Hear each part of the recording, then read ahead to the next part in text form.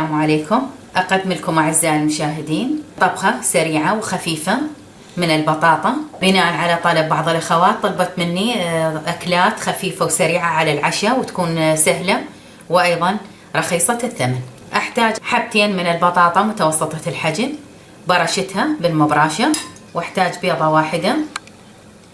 هنا عندي مجموعة من البهارات، ملعقة شاي من الثوم المطحون، نص ملعقة شاي من الكركم، ونص ملعقة شاي من الكمون، ونص ملعقة شاي من الكاري، ملعقة شاي من الزعتر، وملعقة كوب من الفلفل الأحمر البارد. أحتاج أيضا 3 ملاعق من الطحين، طحين صفر، وملعقة واحدة من النشا خلطتهم. واحتاج ملعقة واحدة من البقسم أو فتات الخبز أو الصمون، وبالتأكيد الملح.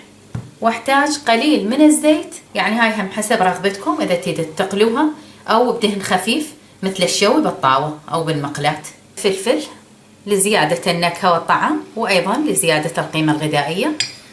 إذا حبيتوا تخلون أو يعني حسب ذوقكم اختياري. أني طبعا راح أحصر البطاطا، أحاول أتخلص من السائل الزيادة اللي بيها، وبعدين نشوف باقي الخطوات.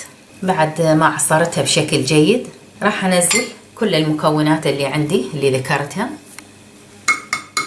البهارات، و3 ملاعق من الطحين، وملعقة أكل من النشا، وأيضا ملعقة أكل من البقسم، وهذه البيضة، وهذا الفلفل الأخضر اللي قلنا هو اختياري. أخلي شوية ملح وأبدي على بركة الله أعجن. هذا شكلها. إذا تكورت عندكم يعني قدرتوا تسووها على شكل أقراص، أنا أشوفها لا بأس بها، أدخلها على الطاوة فورا.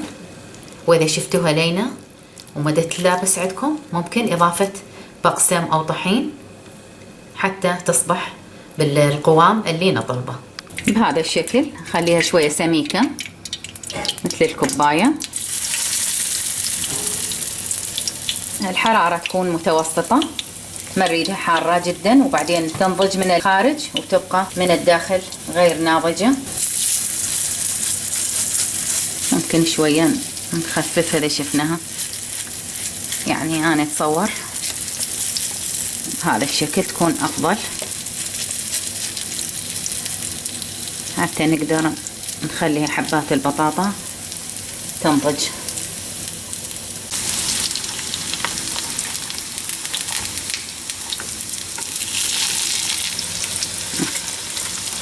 أعزائي المشاهدين، هذا الشكل النهائي لوصفتنا البسيطة لهذا اليوم. أتمنى تعجبكم وجربوها، يعني جدا رائعة وأيضا مغذية بالنسبة للأطفال والكبار.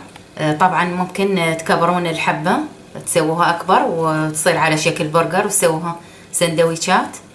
هذا شكلها من الخارج مقرمشة ومن الداخل هشة وناضجة، طعمها جدا رائع. شكرا لمشاهدتكم وعليكم بألف عافية.